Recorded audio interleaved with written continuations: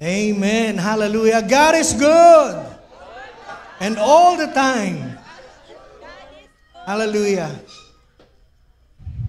Minsan parang sinasabi po na ginagaya nyo lang si Don Moen eh. Kasi si Don Moen madalas sumigaw, God is good. And all the time, God is good. Di ba? Pero wala pong paggaya, wala pong ano. That is declaration na totoo po na mabuti ang Diyos po natin. Amen? Kung hindi po siya mabuti, wala po tayo ngayon dito. At marahil wala na tayo dito sa sanlibutan, sa lahat po ng mga pinagdaanan po natin, ng mga pagsubok, nandito pa rin tayo. Sabi nga nung isang inaawit po natin, we are still standing because of the grace of God. Amen? If not for His favor, if not for His mercy, we will not be standing here. At hindi na natin makikita ang isa't isa. Lalo na sa mga nagdaang panahon na kung saan talagang doon po nasubok yung ating pananampalataya. Amen? Hallelujah. Marami po tayong kinaharap at alam ko po yung iba, mismo nakaranas pa ng mga COVID, nakaranas pa talaga ng iba't ibang sakit, malala. Pero ganun pa man, God is so good. Hallelujah.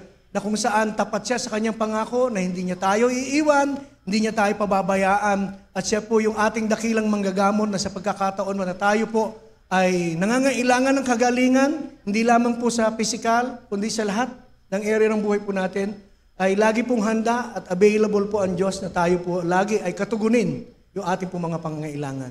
At ngayon po umaga, hallelujah, as we come and as we worship, ang sarap po magpuri sa Panginoon, ano? Katulad po lang declaration kanina, oh how good it is when brethren dwell together in unity. For there the Lord commands His blessing. Pero mo wala ka pang ginagawa, nagpupuri ka pa lang sa Panginoon, nagpapasalamat ka pa lamang sa Kanya. Nandun na po yung, sabi po, He is commanding the angels na para po dalhin yung pagpapala sa bawat isa sa atin. Parang hindi natin nakikita.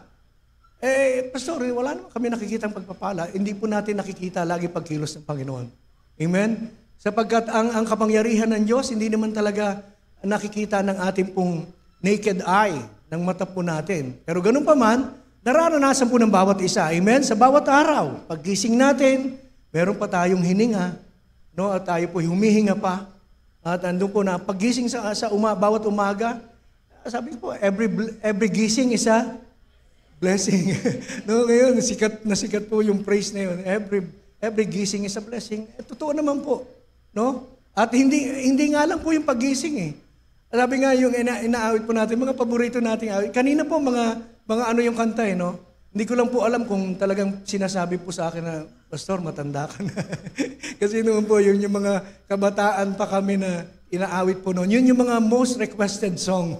Parang gano'n sa praise and worship na, oh, how good it is when brethren dwell together in unity. Tapos, you've turned my mourning into dancing. Di ba? Nandun po na, marami po tayong pinagdadaanan, pero tapat po ang Diyos eh. Na sa lahat ng ito, kagalakan pa rin ng Panginoon ng siyang kagalakan niya, kapayapaan niya, nagbabantay sa ating pong mga puso. Kaya naman, hindi po tayo, sabi nga po, we will never fail, maaaring may mga pagsubok, pero kasama na po ng buhay yan eh. Pag ang kari-kari po ay walang bagoong, hindi po masarap. No? Magiging plain lang yun na gulay na nilagyan ng peanut butter.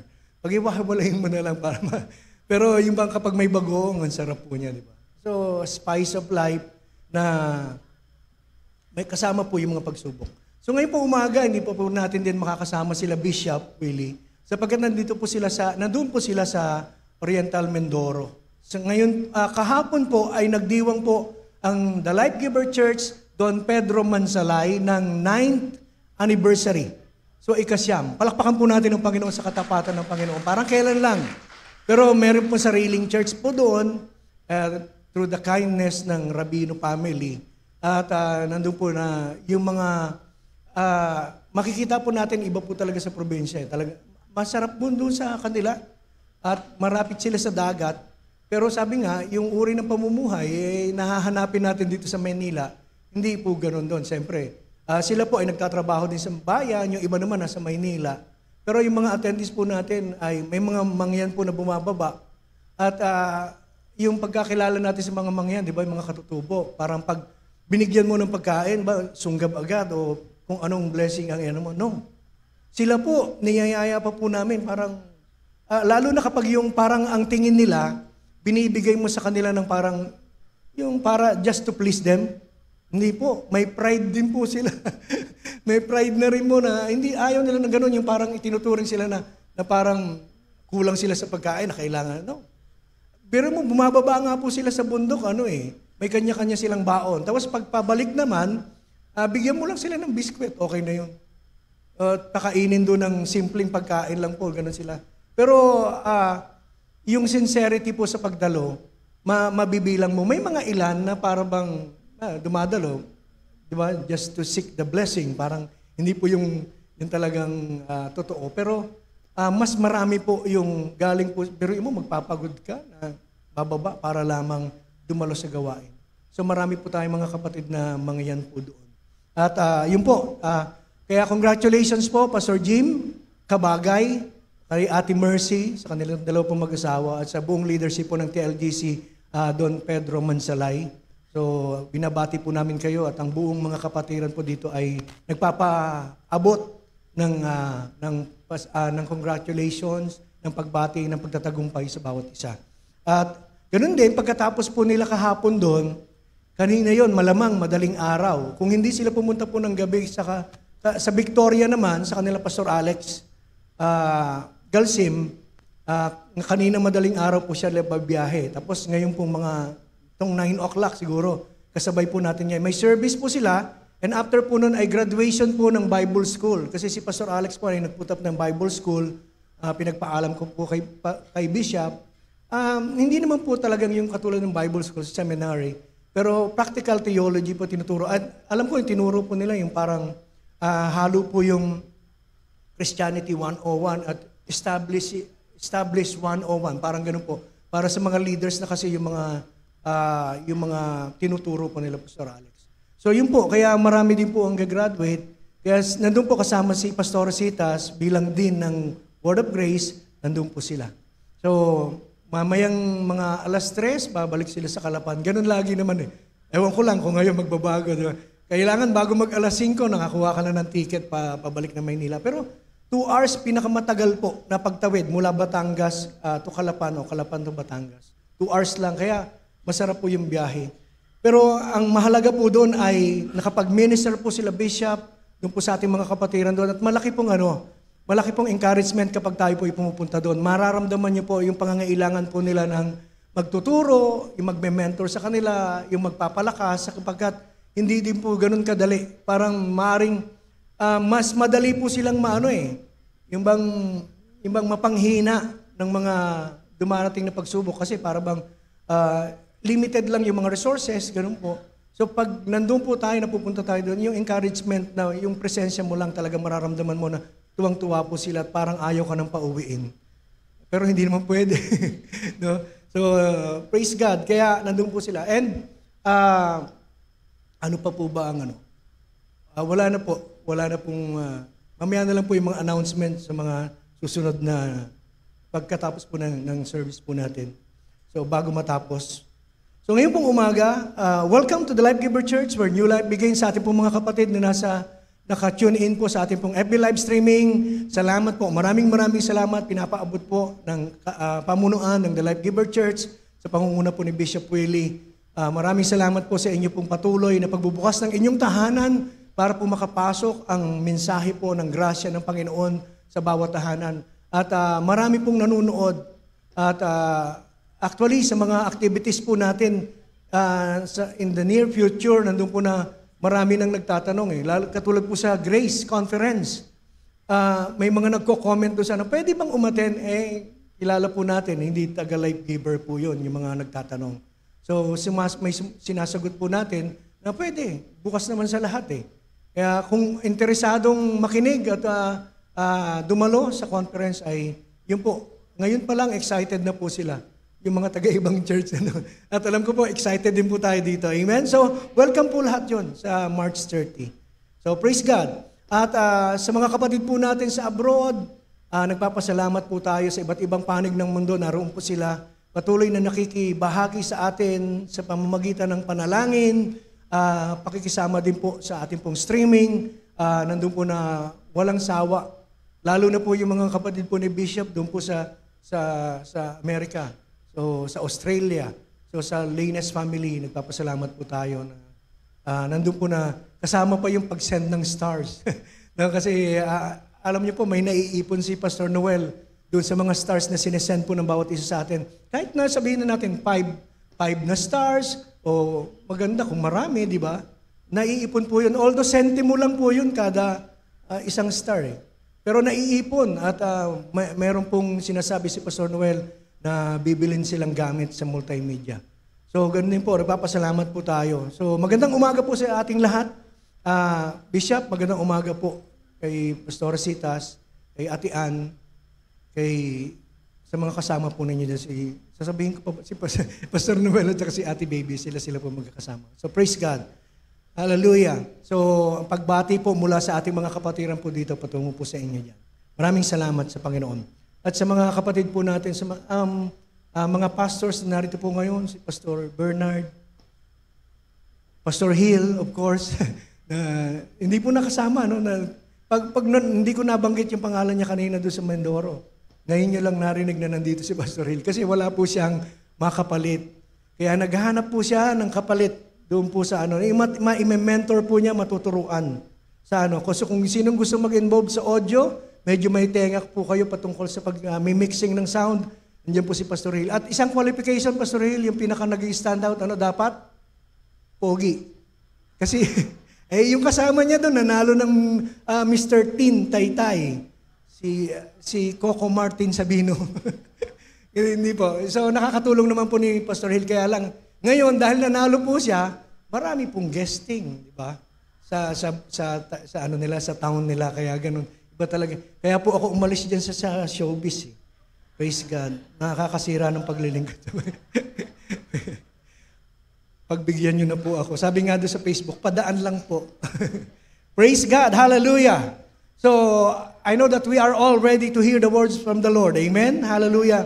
Mga simpleng paalala, sabi nga natin, paulit-ulit na mga teksto, yung mga verses na binabasa po natin. Pero, yung bang nakakapagpasaya ng ating pong puso.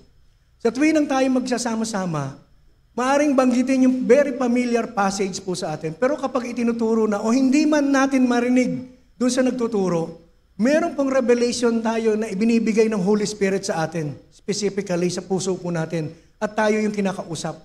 Kaya nandun po na, let us lend our ears in hearing the Word of God, at alam ko po na ang Diyos mismo, through the Holy Spirit, He will speak unto us, even in the simplest revelation na gusto niyang sabihin sa bawat isa sa atin. Ang kailangan lang, nakapokus tayo. Ang kailangan lang naman, pandinig. Ang kailangan lang naman, sabi nga, ano ba yung sinasabi ng mga nasa Life Giver Christian Learning Academy? Whole body, ano ba yun? Whole body listening. Pero yun sa mga bata, kapag tumayo na sila teacher dito, sinabing wag na maingay, sabi, whole body listening. Wala ka nang maririnig doon. Pero yung attention, yung focus po, ay nandun na sa word. Sa kung ano yung sinasabi nung nagsasalita. Pero sa akin po, mag-focus po tayo doon sa word na naririnig po natin. At as we meditate upon the Word of God, the Holy Spirit will give us enough wisdom, knowledge, revelation, na habang naririnig natin yung salita, very familiar man ito, nandun po na mayroon itong ipapaalala sa bawat isa sa atin. Amen? So ngayon pong umaga, let us open our Bible to the book of Philippians chapter 4, verse 19. Baka ito po ang inyo pong life verse. So praise God. Hallelujah. Philippians 4:19. So, basahin po natin sa Amplified Version. Sa Amplified po.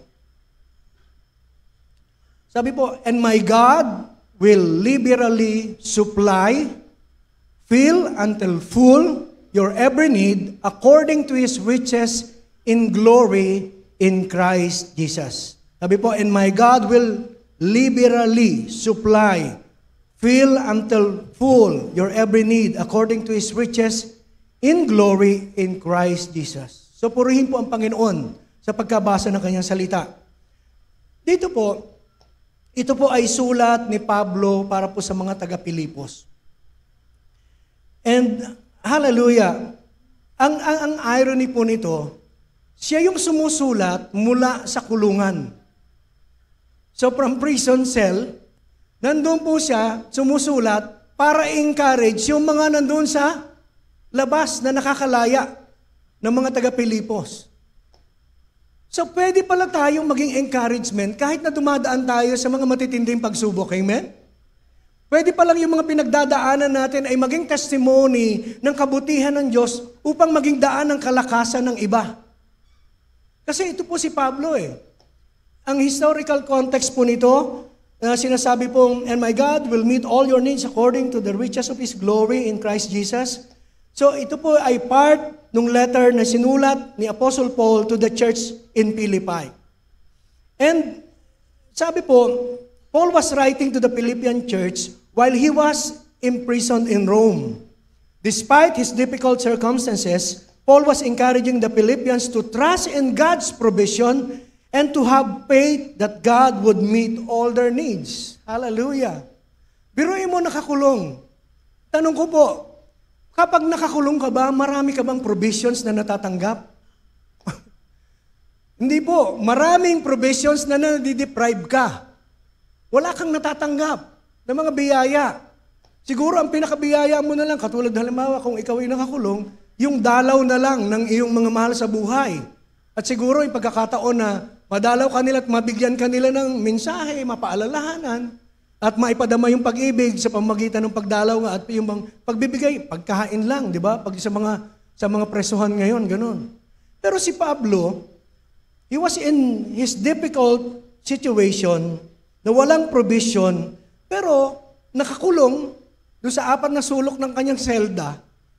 At nandun po na sumusulat para sa mga taga-Pilipos na sabi, magpakatatag kayo. God will provide all your needs. No, kasi at that time, sabi po, during this time, sabi po, the Philippian church was facing persecution and hardship. So may marami pong persecution, lalo na yung mananampalataya, at nandun po na talagang pinipersecute po sila about their faith sa lahat, patungkol sa kanilang relasyon sa Diyos. So hindi po sila malaya. And then mahirap talaga ang buhay, marami pong pinagdadaanan. So Paul's word would have been particularly comforting and reassuring them.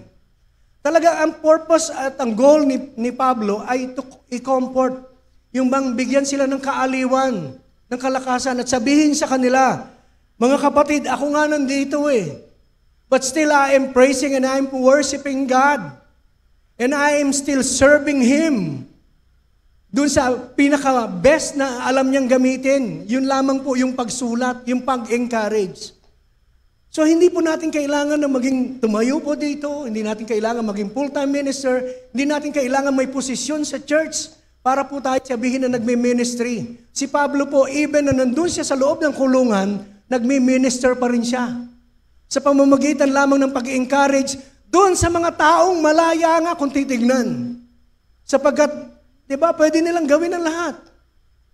Malaya sila eh. Pero si Pablo, hindi siya malaya, nakakulong siya. But still, he is the one giving comfort and giving yung bang encouragement doon sa mga tao. At yan po yung calling ng bawat isa sa atin. Maaring hindi man komportable yung kalagayan natin ngayong umaga.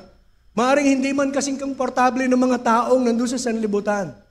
Pero we can be an instrument of God, no, to encourage other people na sabihin po natin, lalo na doon sa mga nangihina nating mga kapatiran, na nandun po na nangihina yun, lugmok doon sa kanila pong pananampalataya ngayon, sabihin natin, alam mo kapatid, kayang ipagkaloob ng Diyos ang lahat ng iyong pangangailangan. Pwede ba sabihin mo sa iyong katabi, kayang ibigay ng Diyos ang lahat ng iyong pangangailangan?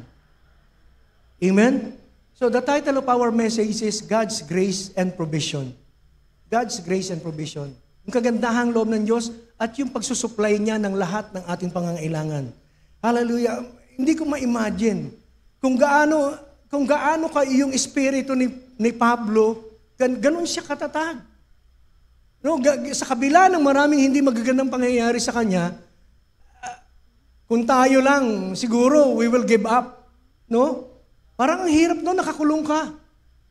Tapos, ang ano pa doon, ang kaibahan, Pinaglalaban mo yung Diyos na yung pinananampalatayaan, pero parang dumating ka sa kalagayan na yung pakikipaglaban mo para sa Kanya, parang ba't gano'n?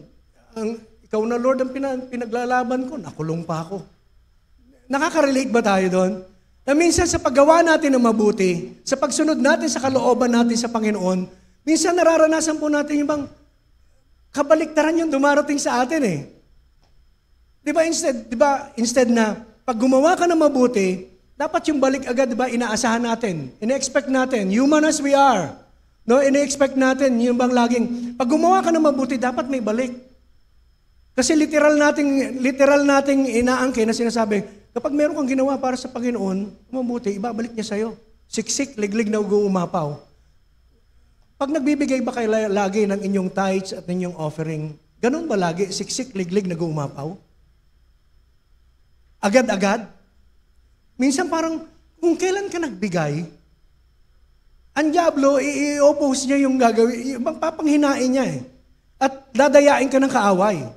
Na, teka, bakit kung kailan ako nagbigay ng, saka naman, parang tight yung finances. Talaga pong merong ganung pagkakataon. Pero wag po tayong panghinaan ng loob. Amen? Because, maaring dumaan, maaring nandun po na nagbigay tayo, pero hindi agad bumalik. Pero merong pong season talagang natatanggap po tayo mula sa Panginoon. May pagkakataon. At hindi po unjust ang Lord, nakakalimutan niya yung ginawa mong pagbibigay. No. Alam ng Diyos yan. Lalo na yung pagbibigay mo ng may kagalakan at binibigay mo ang intensyon ay para po sa kanyang kaluwalhatian. Hindi po hahayaan ng Panginoon na hindi po bumalik ng siksik, liglig, nag-uumapaw sa buhay po ng bawat isa. Amen? Gagawa at gagawa ng kaparaanan ng Diyos na pagpalain ang bawat isa po sa atin. Yan po yung kanya pong puso. Yan po yung kanyang kalikasan. Ang tayo po ay i-bless sapagkat siya ay Diyos na mabuti. So, maaring hindi agad, pero hallelujah. Wait, there's more. More blessings to come. Magugulat ka na ilang panahon kung kailan hindi mo na inaasahan, hindi pala nawalan ng saysay yung pagbibigay ko, hindi pala nawalan ng saysay yung pakikinig ko sa salita. Sapagkat ngayon, bang lumalalim tayo, amen? Sa pagkaunawa sa kanyang mga salita. Maraming salamat sa Panginoon na tayo po nakakarinig ng mga mensahe na kung saan hindi lamang po yung sabihin natin na wisdom na nanggagaling sa tao, kundi yung mga karanasan. Actually, hindi ka po pwedeng magturo nang hindi mo nararanasan eh. Hindi ka pwedeng magturo nang hindi mo nararanasan. And sometimes, sa pagtuturo mo, medyo may talaga. Kung kailan ka nagturo ng pagpalain, saka minsan nagtatanong ka, teka, nasaan na yung blessing na sinasabi? Pero kapag dumating yung pagpapala, magugulat ka at mapapaiyak ka sa Lord, sobra-sobra to. No, hindi ko inaasahan to. Noong nakaraan, may mga pagkakataon po kasi noon na kung natatapat lang naman. Hindi gusto ko lang po ikwento. It's nothing about na noon po may mga pagtuturo po. Pag tumatayo po ko, minsan yung mga pagturo ko na minsan napapaiyak pa ako. Sabi ko nga, napabanggit ko yung pag maglilingkod ka, may tinapay o wala, maglilingkod tayo.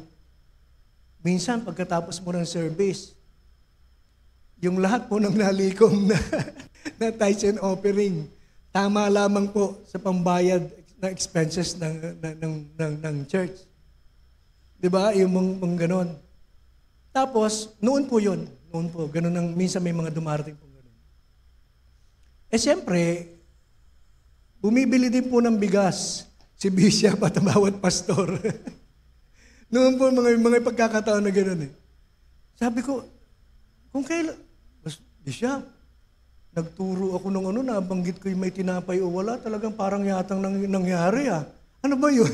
Lalo na noon, hindi pa natin nauunawaan ng grasya. Ano ba yun? Parang mali ba yung confession ko?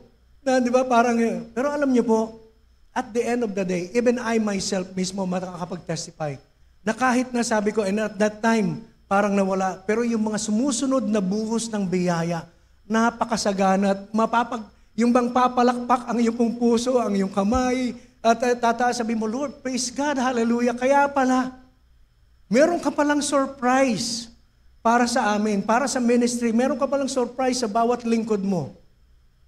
Ngayong umaga, you want the surprise from the Lord? Hallelujah. Hindi natin inaasahan yung mga pagpapalang dumarating. Basta we keep on trusting the Lord our God that He will provide for all our needs according to His riches and glory. Amen? So si Pablo, ganun po eh. Nandun po na nasa mahirap na sitwasyon siya ng buhay, but still he is faithful. He know that his God is faithful and will provide for all his needs. Ano man ang pangangailangan niya. Kaya yung discomfort, siguro yung mga nakakulong doon, panay ang murmur, panay ang grumble, panay ang angal na, ang hirap naman dito sa loob. Si Pablo hindi eh. Lalo na nung kasama niya si Silas, di ba? Hindi po, naging daan para lalong, dito maganda ang quiet time. Talagang quiet. Sila lang yung nakakulong doon eh. Tayo magpuri sa Panginoon. Di ba nung nagpuri sila sa Panginoon? May himalang naganap. And same thing sa buhay po ng bawat isa sa atin. So, let us just imagine. I want you to imagine ngayon pong umaga. Imagine living in a world where yung bang every need na meron ka ay nandun po na ibinibigay. Isn't it the best life na sinahanap ng bawat isa? Amen? Yung bang lahat ng iyong pangangailangan sa iba't ibang area ng buhay mo, imagine mo lang na pag kinailangan mo, nandyan siya. Napakasarap na uri ng buhay. So, yung bang hindi lamang po yung material, kundi spiritual, yung emosyonal na pagpapala, yung bang nararanasan po natin, para kumbaga, yung kalagayan mo, wala ka nang hahanapin pa. And that is the promise of Philippians 4:19, na sinasabi, and my God will liberally supply, fill until full. Yung pupunuin ka. Actually, yung John 10:10, di ba? Sa Amplified Version, yung bang He has come to give us life and have it in abundance. Yung abundance po is full till it overflows sa buhay po ng bawat isa sa atin. At ganun po yung pangako ng Diyos sa bawat isa. Na hindi lamang po siya magbibigay sa atin ng sapat na biyaya, kung hindi, lagi pong sobra-sobrang biyaya ang pinagkakaloob ng Panginoon upang maging pagpapala tayo sa maraming tao. Amen? Sa mga mahal natin sa buhay, sa mga taong nangangailangan, maging channel tayo ng blessing. So, di ba, ang sarap isipin nun, wala ka ng, kaso hindi po ganun. Di ba, talagang meron talagang, tayo po ay nakatira dito sa sanlibutan, na kung saan totoong meron pong kalaban na dumadaya sa atin, no? And gusto tayong papanghinain sa ating pananampalataya sa pamamagitan ng mga dumarating ng mga pagsubok. And let us also imagine standing before a vast ocean. Di ba yung dagat? Kapag nandun ka sa dalampasigan, no, sa baybay, nandun po na, tingnan mo yung dagat, di ba parang lalong malawak? Wala ka nang makita doon sana, napakalawak niya, no? Parang ma-imagine mo, tubig na lang yung mga nandoon pa. No? So, ibig sabihin, ang gusto ko lang ipa-realize sa bawat isa sa atin, na ganyan po yung parang ikaw ay nakatayo sa dagat, tapos nakikita mo yung hanggang sa horizon, yung sa kaduluduluhan, na para bang wala nang katapusan. So, realizing its depth and expanse, yung lawak niya, no, yung lalim niya, yung bang imagine lang po natin, it is beyond comprehension. Masusukat nyo ba yung dagat? No, pag nandun ka na sa gitna, okay lang po kung malalapit sa mga isla. Katulad po nung Calapan to Batangas, nakikita mo pa yung yung mga katabing yung mga dadaanan eh. Pero yung bang kapag yung bumabiyahe ka na sa, 'di ba, sa malalayo, sa Mindanao, sa may Visayas, meron po mga ruta ang barko diyan na pagdaan ng puro tubig na lang talaga. Wala yung bundok, wala yung makikita mo tubig na lang, yung dulo ng dulot-dulo, yung buong nakapalibot sa iyo. 'Di ba? We cannot comprehend. Hindi natin masukat yung sukat ng dagat. At alam niyo po, just like grace and the provision of God, hindi rin natin masusukat. Hindi natin mabibigyan ng limitasyon ng hangganan ang kagandahang loob ng ating Panginoon, maging ang kaya niyang ipagkaloob sa bawat isa sa atin. Ganyan po ang grasya ng Panginoon na itinuturo sa bawat isa. Na kung paniniwalaan lamang natin, yan po yung pangako, even ng pangako ng Philippians 4:19, that He will supply liberally all our needs, every need according to His riches and glory in Christ Jesus. Pero medyo magbalik tanaw lang po tayo ng konti. Kung ano ba yung kondisyon ng tao after the fall. Alam po natin naman na ang tao po ay nilikha ng Panginoon and they are given, lalo na si Adan, he was given the authority para po alagaan, maging steward po ng Garden of Eden. And then, binigyan po siya ng partner, no? si Eve. So, yung condition of humanity, the condition of humanity, at that time, lalo na po sa Genesis chapter 3, verse 1 hanggang verse 19. Kapag babasahin po natin doon, di ba doon yung po pagkakataon na tinukso o dinaya ng ahas si Eva? Di ba pinagbilinan sila ng Panginoon na lahat ay pwedeng kainin ninyo, lahat ng mga puno dyan, tapos yung mga hayop, lahat po. All has been provided in the Garden of Eden. Amen?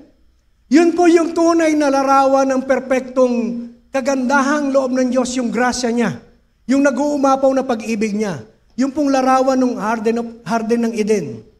Na wala po sila, nandun po si Adan, nandun po lahat ng kanyang pangangailangan. Wala po siyang kailangan na wala doon. Lahat mahahanap niya doon sa loob ng hardin.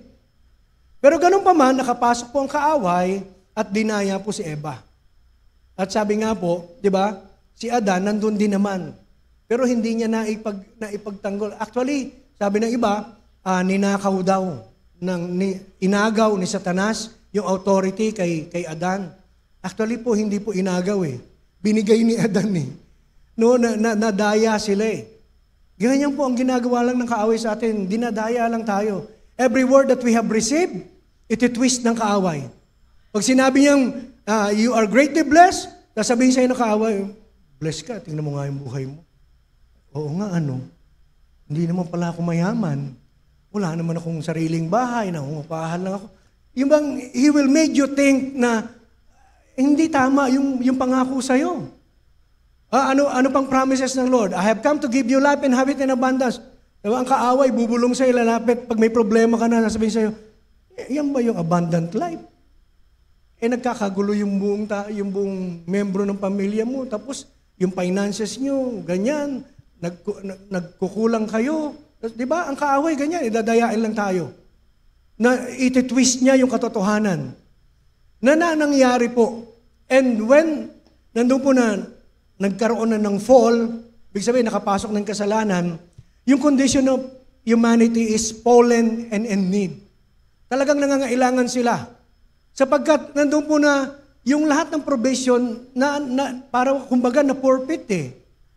Nandun po na pinagkaloob nila sa kaaway. Kaya nandun po na, di ba sabi kay Adan, ngayon bago ka kumain, kailangan mo na magtrabaho.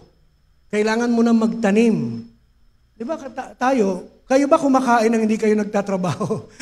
Wala kayong ginagawa. God's provision. Of course, yung grasya ng Panginoon. Ibig sabihin, wala namang ganun di ba? Tayo, may mga assignment tayo, may mga business tayo, may mga trabaho tayo. Yung literal na trabaho. So, yun po yung nagiging daan para po i-bless tayo ng Lord, para magkaroon tayo ng mga pagkain po natin, pangangailangan natin in our finances na dapat natin bayaran. Pero nandun po na, sa kanila Adan, pinagkaloob na lahat. Wala po silang kailangan. No, all has been provided. Pero nung nakapasok po ang kasalanan, sabi po, humanity's deep-seated need for spiritual fulfillment goes beyond material possession. Nung nakapasok ang kasalanan, hindi lang material possession ngayon ang pangangailangan nila, kundi higit sa lahat, yung spiritual na pangangailangan. Sapagkat sila po ay napawalay sa Panginoon. No, napawalay sa Diyos. Ganun po yung kanilang kalagayan. So yung bang condition at the time, fallen and in need.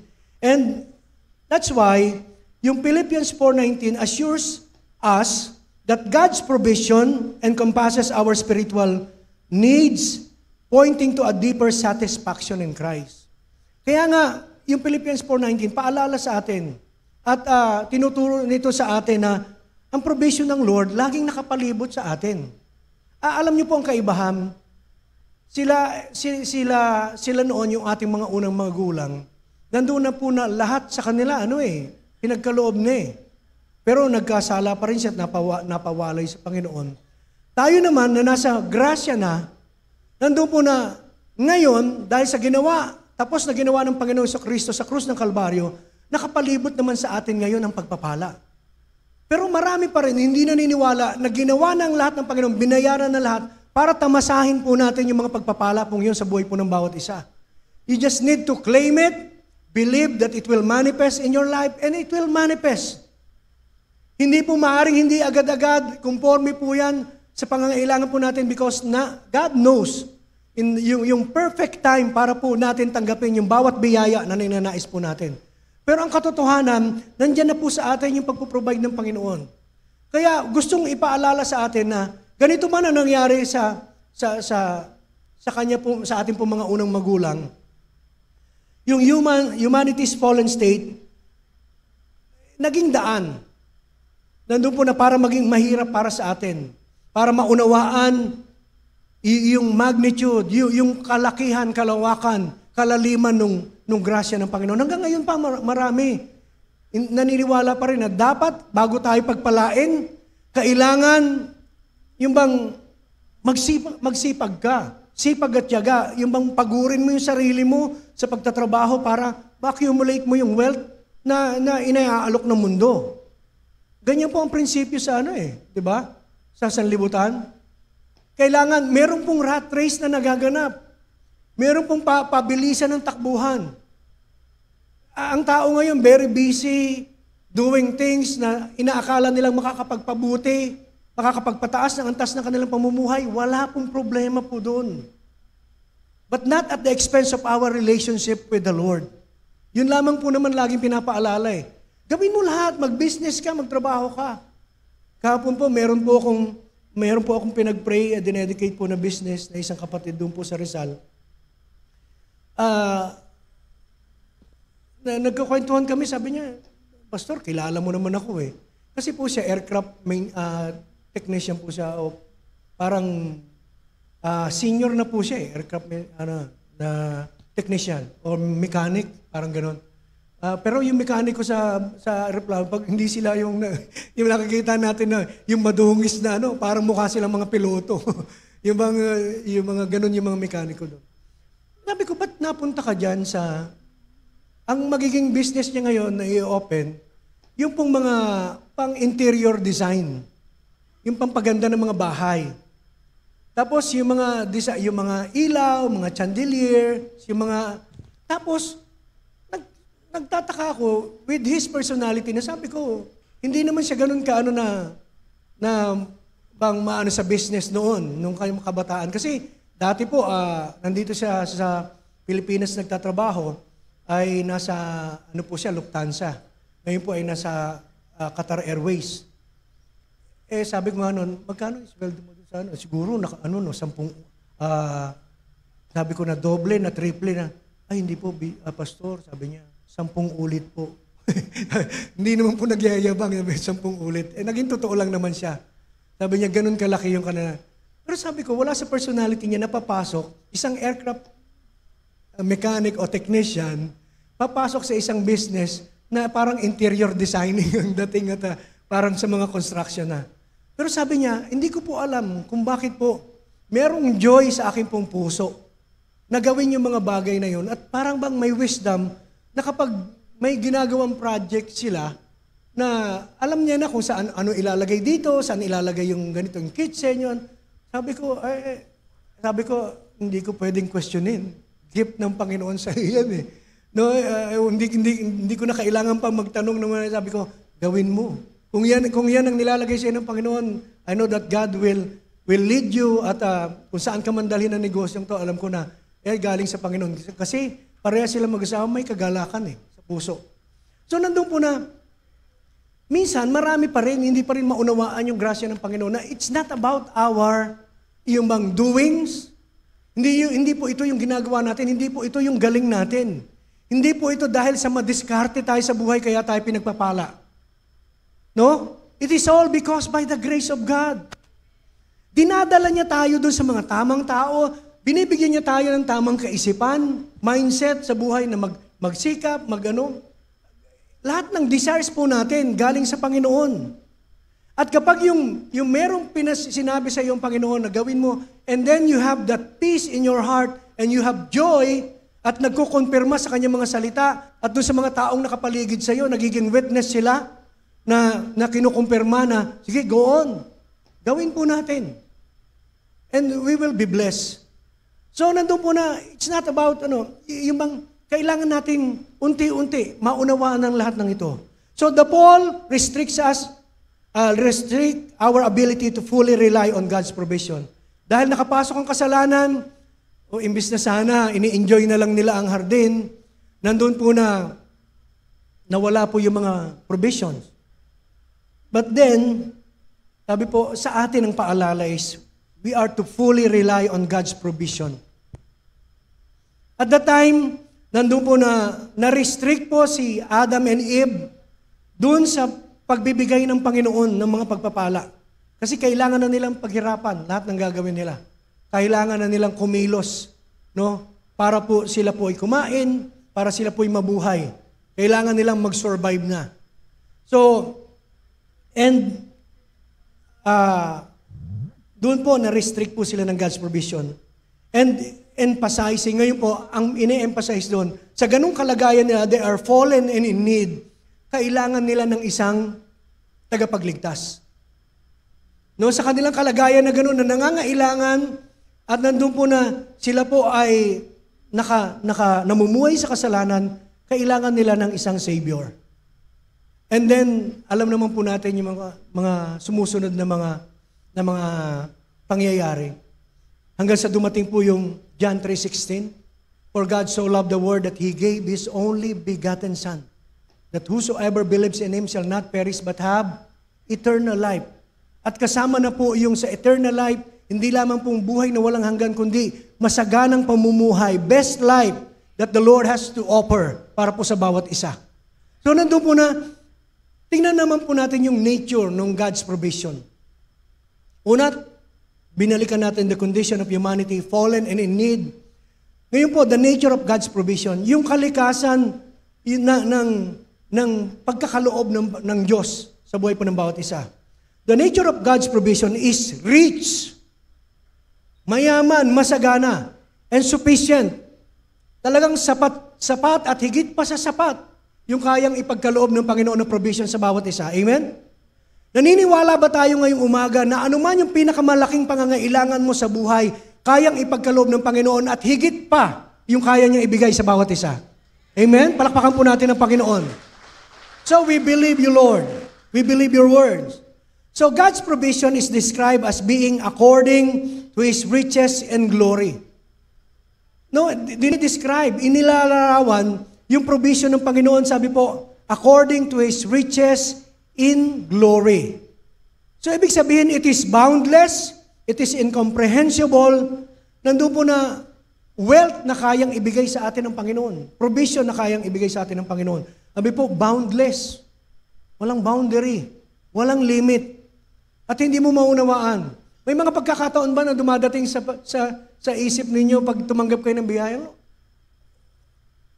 Minsan ito, akin ba talaga to, Lord? O, sa'yo yan. Huwag na po tayo magdalawang isip na tanggapin, lalo na kapag tumatanggap tayo ng biyaya. Natanungin natin, Lord, kalooban mo ba to? Yes! Kalooban ba ng Diyos na tayo pagpalain? Mamuhay ng masagana? Amen! Ayaw ng Lord ng mahirap na anak niya. Although sabi nga, it's up to us at nandun po na, minsan kasi ang pagyaman, hindi lang po sa material na bagay ang sukatan. Hindi sa dami ng pera. Sabi ko nga, yun nga, meron kang isang simpleng pamilya, nandun po na, di ba, masaya kayo, maganda yung relationship niyo sa pamilya, hindi man perfect, minsan may mga arguments, minsan may mga indifferences, pero at the end of the day, nakikita mo yung lahat ng pangangailangan mo nandun, tapos may kapayapaan, may kagalakan. At the end of the day, kaya nyo magpatawaran sa isa't isa. Okay po yun. Best life na po yun. No, pero higit pa doon ang kayang ibigay ng Panginoon sa buhay po ng bawat isa because the provision of God is so rich and sufficient for all of us. No, para po sa buhay ng bawat isa sa atin. Basahin po natin sa Ephesians chapter 3, verse 20. Sa The Passion Translation po. Minsan na po natin itong nadaanan noon. At basahin lang po natin. Ephesians chapter 3, verse 20. Sabi po, 20 po.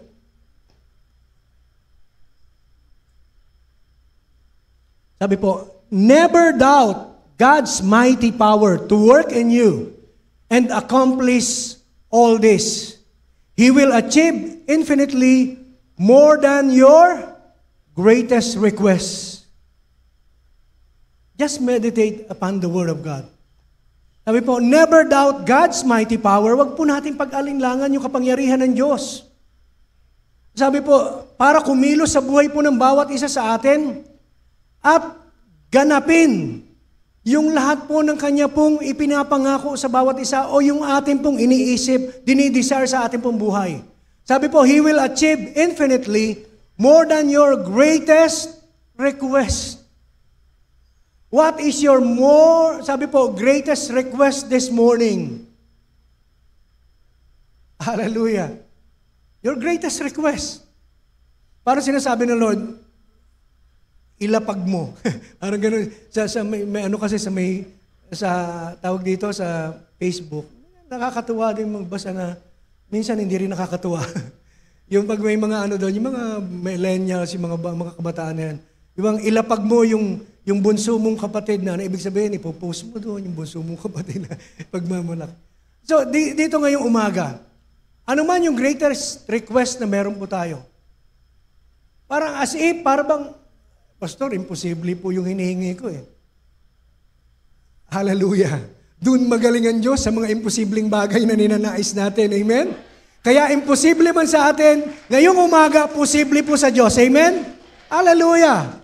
Miski yung sinasabi natin, sakit at karamdaman, hallelujah. Yung bang parang sa tingin ng tao, imposible. Imposible nang gumaling, imposible. Kasi stage ganito na eh. Ganito na yung kalagayan eh. But hold on to the Word of God this morning. Hold on to the Word of God. Sabi po, yung greatest request mo, maaaring ngayon na po yung katugunan. Amen? And sabi po, more than your greatest request, your most unbelievable dreams. Hallelujah, lalo na sa mga kabataan. Unbelievable dreams. No? The impossible dream na meron po ang bawat isa sa atin. Para bang, parang, yung katulad ng sinasabi ni Bishop, ayaw nating kilitiin kayo doon sa mga mensahe. Yung bang masarap lang pakinggan, amen, hallelujah. Tapos, paano mangyayari yun? Alam niyo po kung paano mangyayari? Huwag niyo na pong problemahin yun. Problema po yun ng Diyos. Ang mahalaga ngayong umaga ay pagkatiwala natin sa Kanya. Amen. Even yung ating pong greatest request, our most unbelievable dream, and exceed your wildest imagination. Hallelujah. Yung lahat ng i-imagine mo. And I'm blessed doon sa mensahe ni Pastor Benedict Pastrana, yung ating pong outreach pastor doon po sa Giginto, Bulacan. The power of imagination. Na whatever kasi ganun naman ngayon di ba? Sabi nga po, whatever your mind can conceive, you can achieve.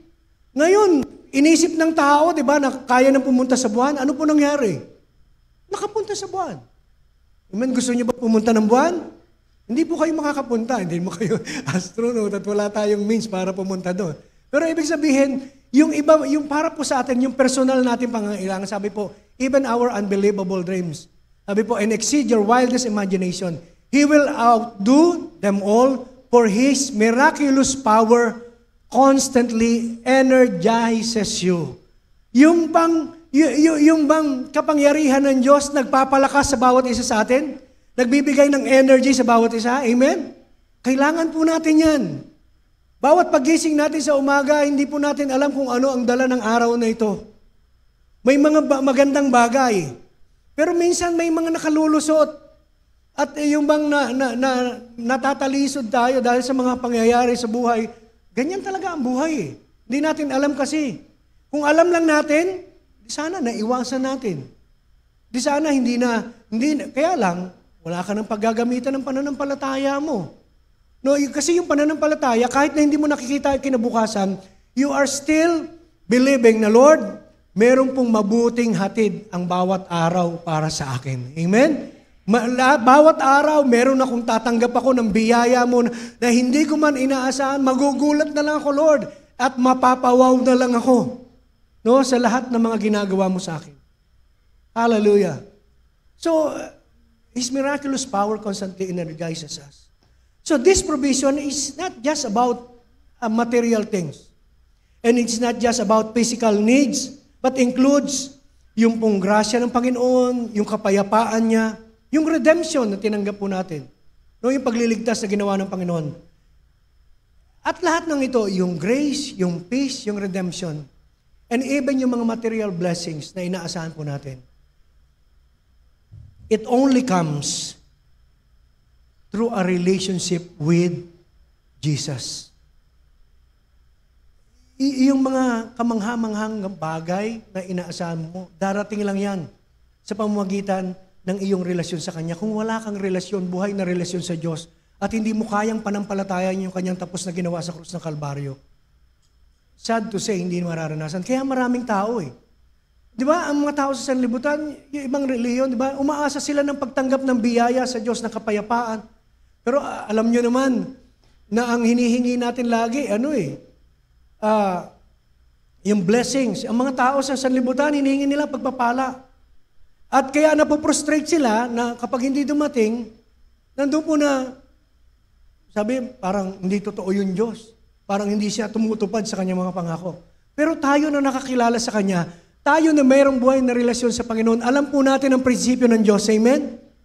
Humingi ka, kumato ka, bibigyan ka ng Panginoon. Pero it doesn't mean na yung lahat ng hiningi mo, ibibigay niya. Sapagkat ang ibibigay lamang ng Diyos ay yung makabubuti para po sa bawat isa sa atin. Ganun po kabuti ang Diyos na pinaglilingkuran po natin. Hindi po lahat ng minihingi natin, ibibigay niya. Kasi kung ibibigay niya lahat, yung maraming bagay na makasisira sa atin. May mga bagay na hindi natin kayang i-handle. Kailangan pa natin ng pagtuturo. Pero ibig sabihin, it doesn't mean na kapag hindi naman binigay, ay hindi niya nakalooban. Pagkakalooban ka pa rin ng Diyos. Kaya lang, hindi natin ma-appreciate minsan, kailangan ko pera And dumating kalahating sakong bigas. Asan ang ulam? May mga ganun tao no? Binigyan mo na ng, diba yung dasal ng Ama namin, penging kanin. Meron na pong kanin, ulam naman ang hahanapin. Ganun ang tao, no? Hindi tayo maging thankful. Samantalang, ang susi para sa masaganang pagtanggapan ng iba yung pagpapala na darating pa sa atin sa hinaharap, ay yung matuto po tayo na kapag tayo po'y tumanggap ng biyaya, makontento po tayo at the same time, una at higit sa lahat, magpasalamat tayo sa Diyos sapagkat biniyayaan niya tayo. Amen? Hallelujah. Sige po, palakpakan po natin ang Panginoon. So, hallelujah.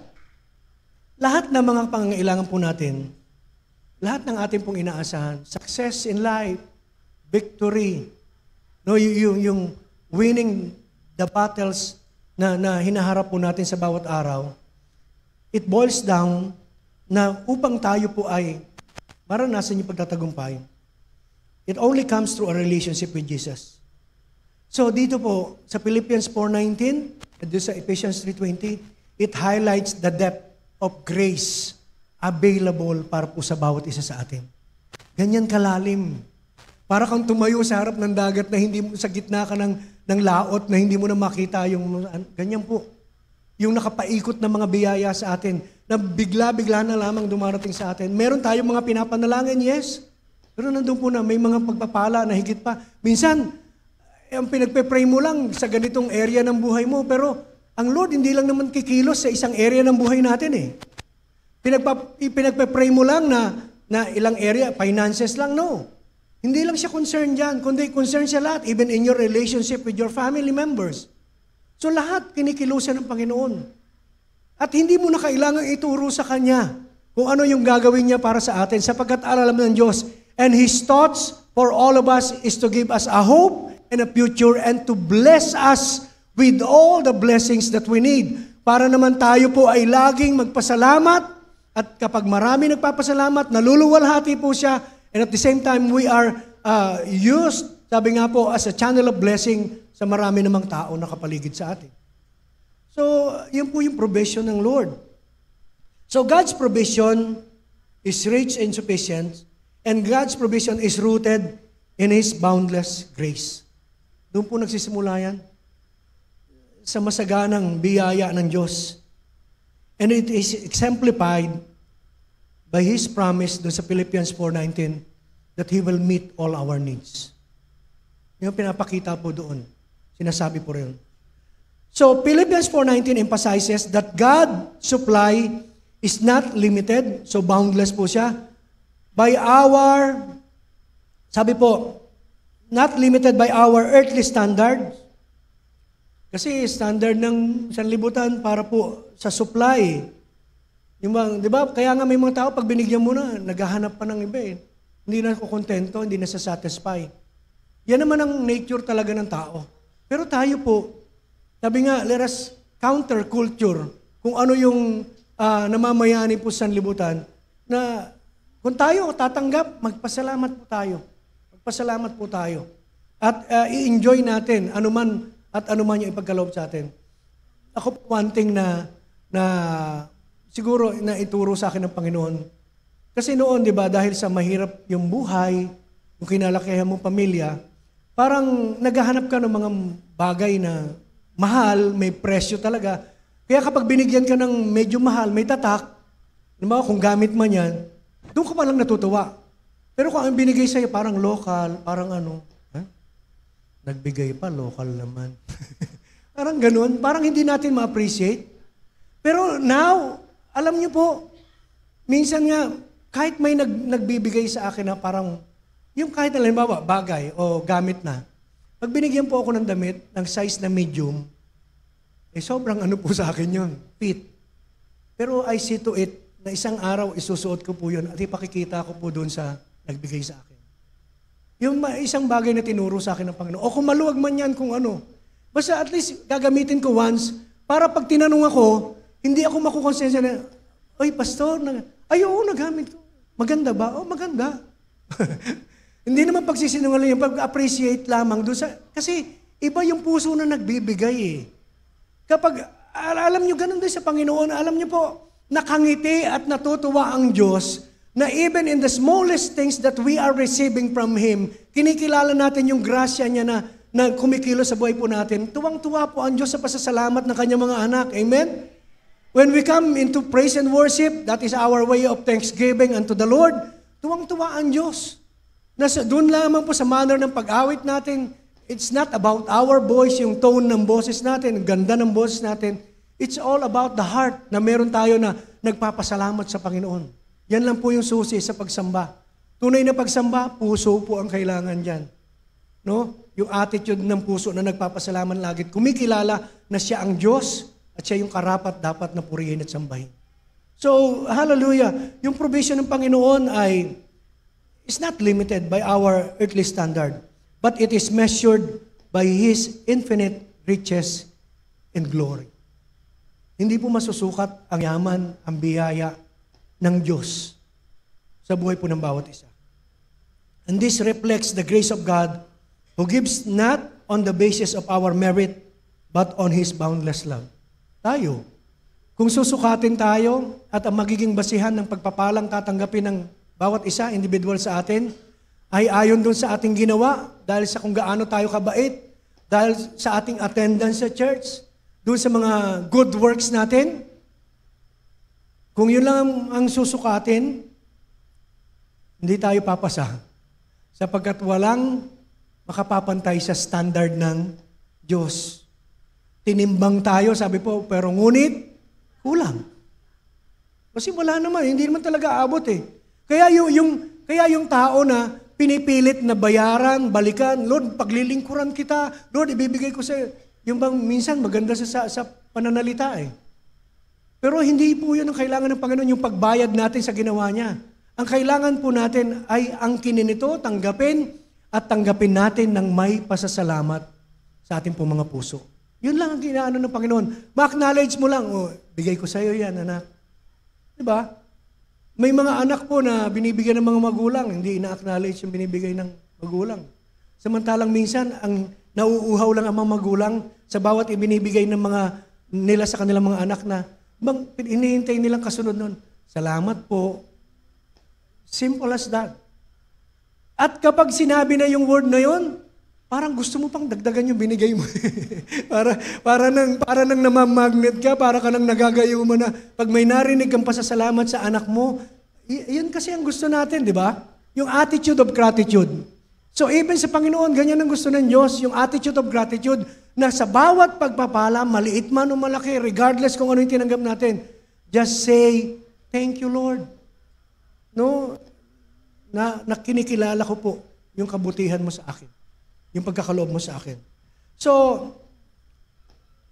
ang Diyos hindi nagbibigay para po bayaran natin. Sabi po sa Ephesians 2:8, for by grace, you have been saved by faith.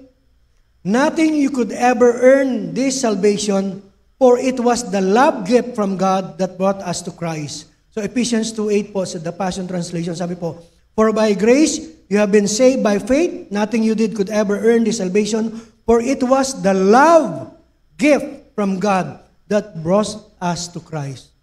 So love gift. Yung lahat ng mga, yung kaligtasan na meron tayo, every spiritual blessings, material blessings na tinatanggap po natin, lahat-lahat po ng iyan, sabi po, it was the love gift from God. So, regalo, kaloob na pag-ibig ng Diyos na dinala po sa atin sa pamamagitan ng ating Panginoong Jesucristo. So, nandun po na, kaya kung pag-uusapan yung nature of God's provision, it is rich and so sufficient for all of us.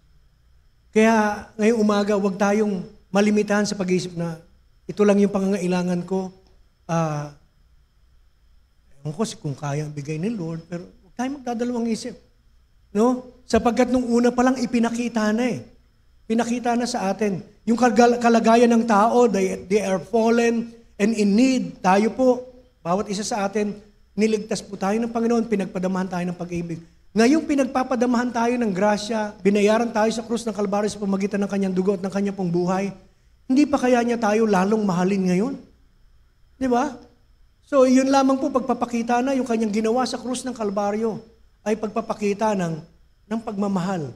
Ninanais niya sabihin sa atin, mahal na mahal niya tayo. Nang walang hinihinging kondisyon. So, ano po yung daan? The path to experiencing God's provision is by grace through faith. So, yung pong faith and grace, hindi pa rin po mapapaghiwalay. Sabi po, for by grace you have been saved by faith. Nothing you did could ever earn this salvation, for it was the love gift from God that brought us to Christ.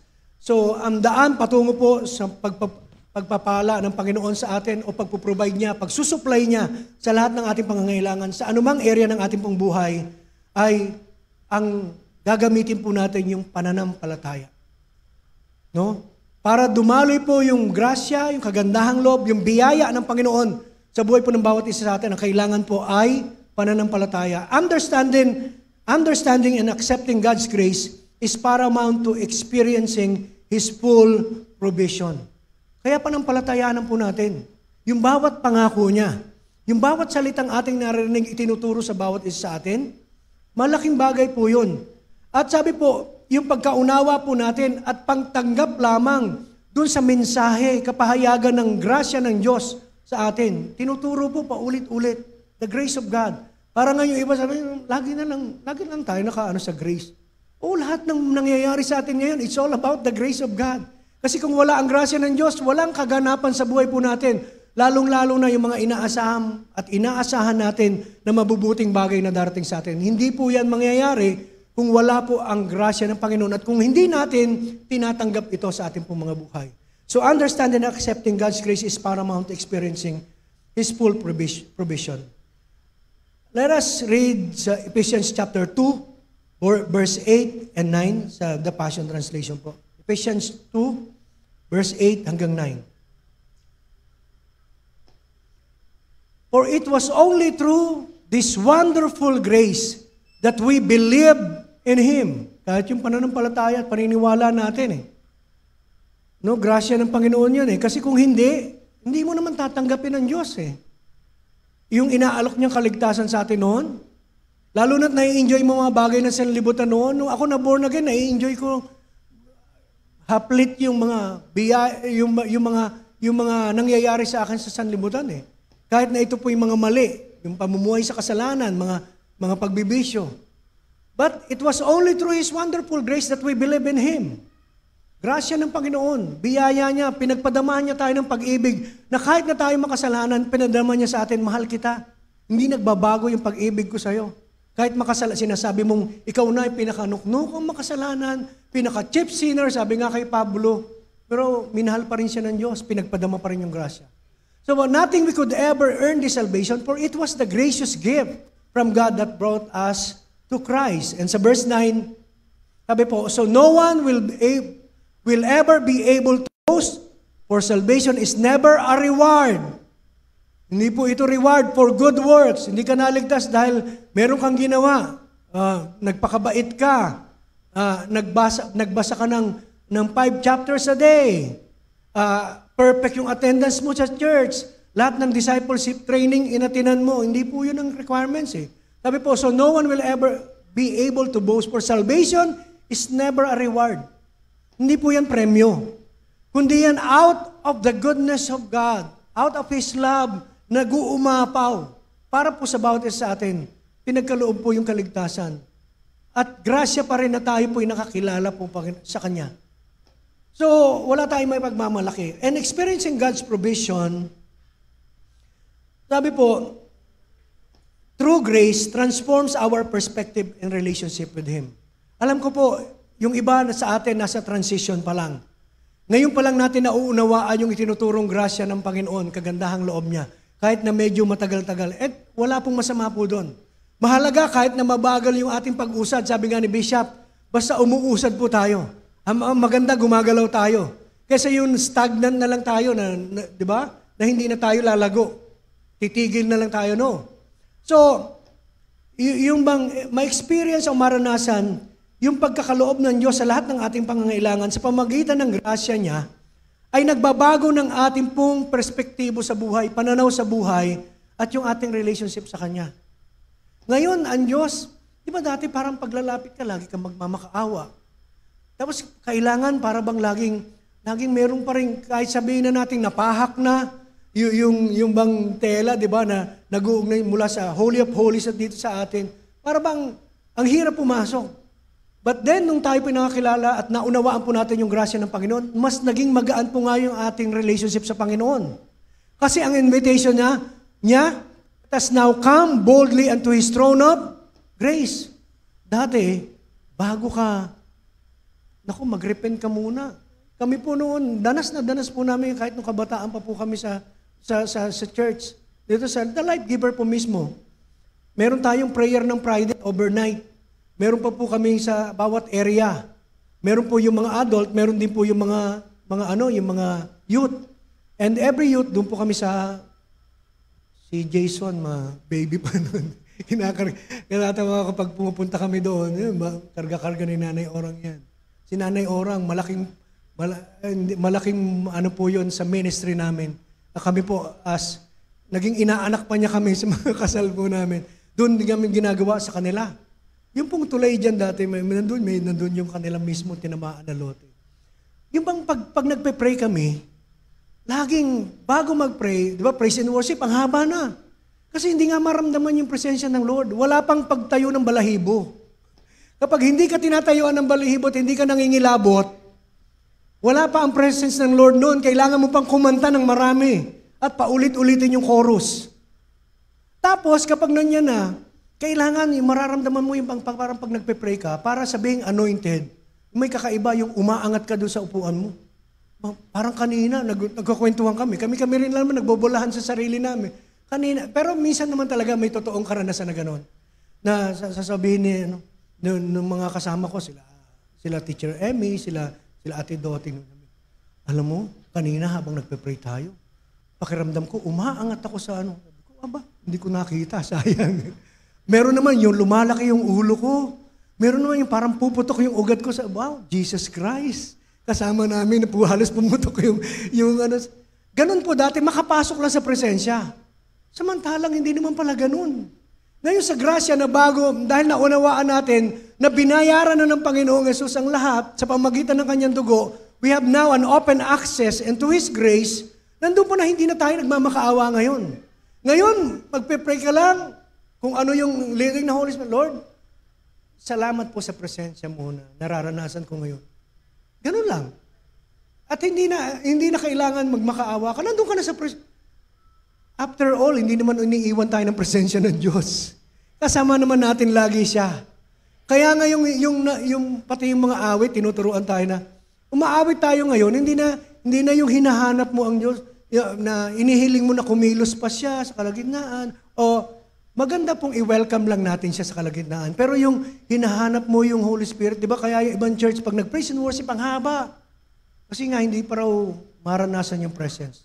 And we are not against doon sa ganung kalagayan. Kasi yun ang pagkakaunawa nila. Kasi nga, hindi pa nila nauunawaan yung mensahe ng grasya. Pero sa mensahe ng grasya, na-transform po yung ating perspective, even sa buhay po natin, na hindi na tayo kailangan mag-toil. Ibig sabihin, gagawa ka. Yes, gagawa ka. Pero sa paggawa mo, pagkakatiwala mo sa Panginoon, Lord, gagawin ko po ito. Ito yung parang, kasi gusto ko po mag-business, ito yung gagawin ko. Ito yung, Lord, i-guide mo lang ako.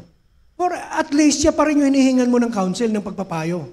Hindi ka na nananangan sa sarili mo ngayon na hindi ka muna, di ba, hakbang ka lang ng hakbang, wala kang pagsangguni sa Diyos. So ngayon, binago yun ng grasya ng Panginoon. Naunawaan natin na hindi na tayo kailangan maghirap, binayaran ng Panginoon. Let us claim it. Do yung ating assignment, gawin po natin, mag-pray tayo, patuloy tayong gawin yung relationship natin sa Kanya na kung paano natin inaalagaan, gawin po natin. Then yung mga bagay na hinihingi po natin, it's all by the grace of God. Tuturuan niya tayo, aakayin niya tayo doon sa pagtatagumpay at pagganap ng mga pangarap niya para sa atin.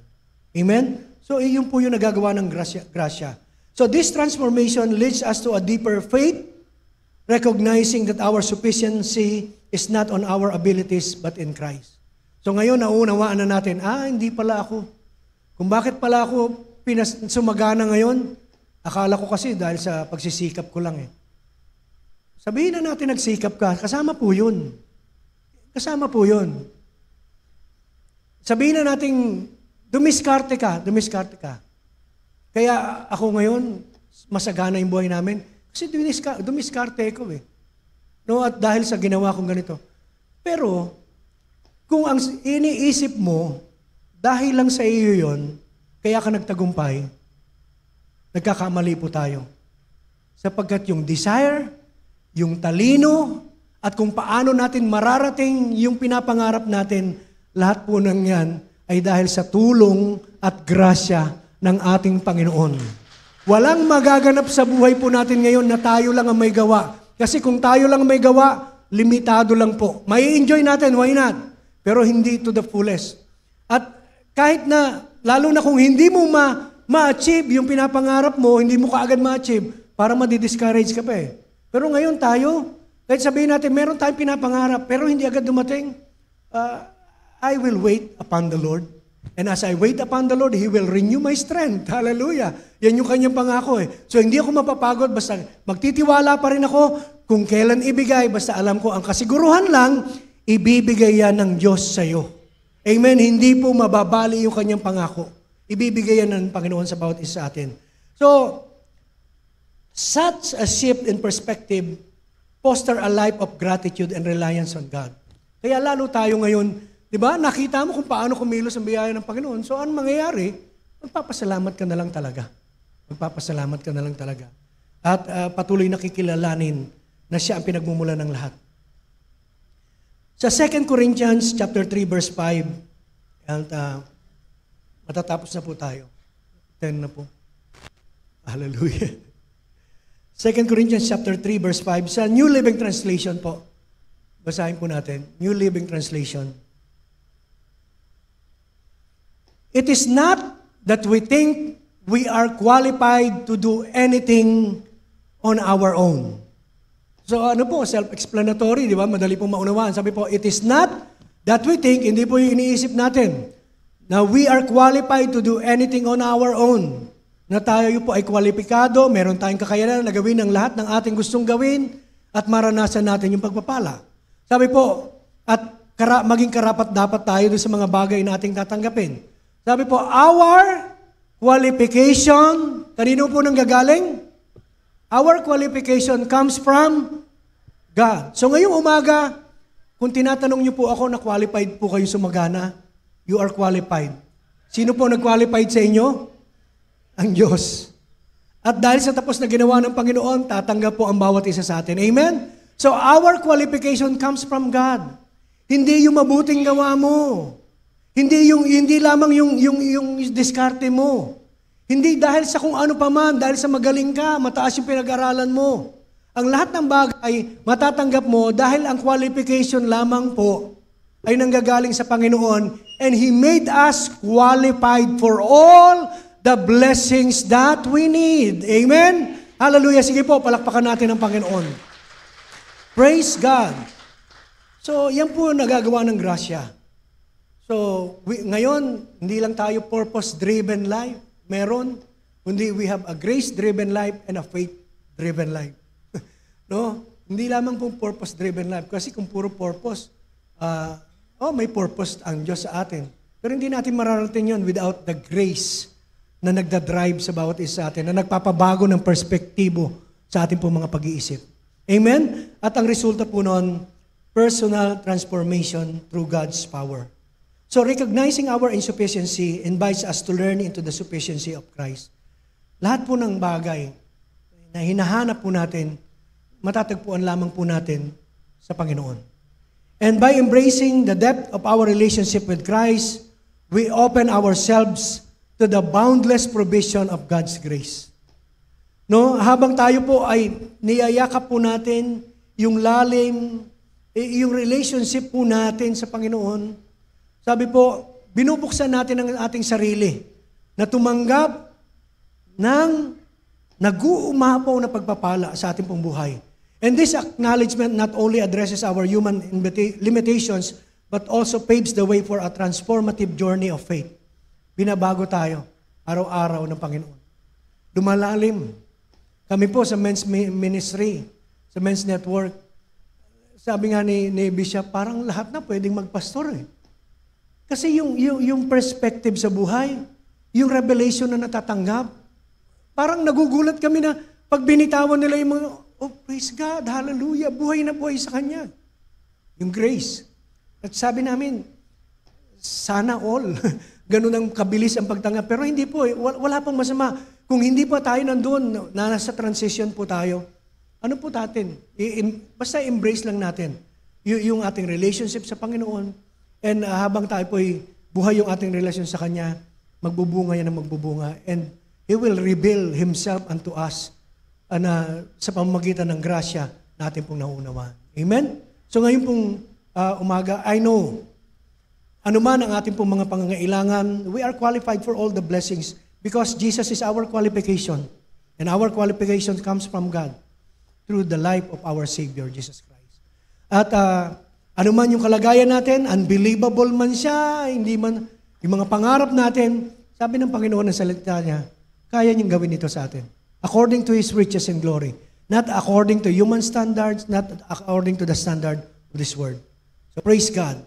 Maraming salamat sa Panginoon.